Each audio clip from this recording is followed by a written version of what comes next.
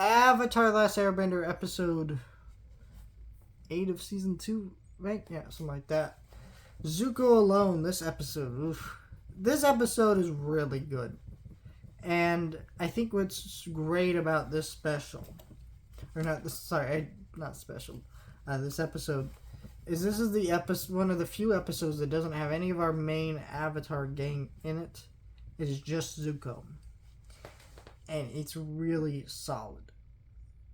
So after, the previous couple episodes back, Zuko left on his own, and you see this, that he's been traveling for a while. The dude's out of food, he's starving, he's dehydrated. He arrives in this town, and these thugs take his stuff, and then he meets up with this kid, and this kid and his family are feeding him after he's helping them a little bit, and he's reluctant to even say his name, where he's from, anything to do with that. He's trying to forget his identity. You can clearly see that. And so, that's kind of the main, that's how I would describe the plot of this episode. What actually happens in this episode is a lot deeper than that. You get a lot of Zuko's flashbacks to his past as a child, and the day his mother left, the day his grandfather died, and Fire Lord Ozai took over the mantle. And there's a lot of things that are implied. I think, to me, it feels like it's implied that, maybe I'm reading this wrong, either the grandfather Fire Lord, he died, just being ill or something like that, or he was actually murdered by Fire Lord Ozai. And I believe that is the implication, that he murdered his grandfather. It was never explicitly stated, but I believe that, to me, that's what happened. That's my read of the whole story. Also, there's another read that I think this is not just a read, this is just factual, but Azula says terrible things in these flashbacks. Azula says that, Fire Lord Ozai was going to have to kill his child, being Zuko. And I think that's probably a conversation she overheard. She also probably is hearing a lot of her father consider terrible things, like murdering his own child. And that's part of the reason that Zuko's mom left, things like that. And I think that's fascinating, that Azula is so, brainwashed into this evil ideology. I mean, and, you can just tell it's just sad. Because she is just a kid after all, but it's horrific. Her literally taunting at the fact of her own father murdering her brother. Or at least, he even considering murdering his own brother. There's that. And then there's the fact that just Iroh, losing his own son, which heard about, and you just see that horrific tragedy.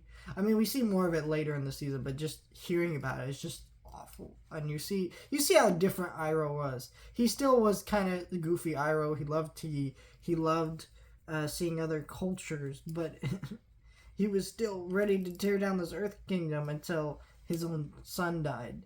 And it very much changed his perspective, which is kind of beautiful, because, it's him seeing the horrific tragedy in his own life, and realizing the tragedy that he was pushing onto others, ripping apart families by creating and continuing with this war that is probably, it's a 100-year war. It was going on for a long time, so it just, there's a lot of that stuff going down, and it's just, what an incredible episode. I think another great moment is when Zuko flashes back to his mother saying,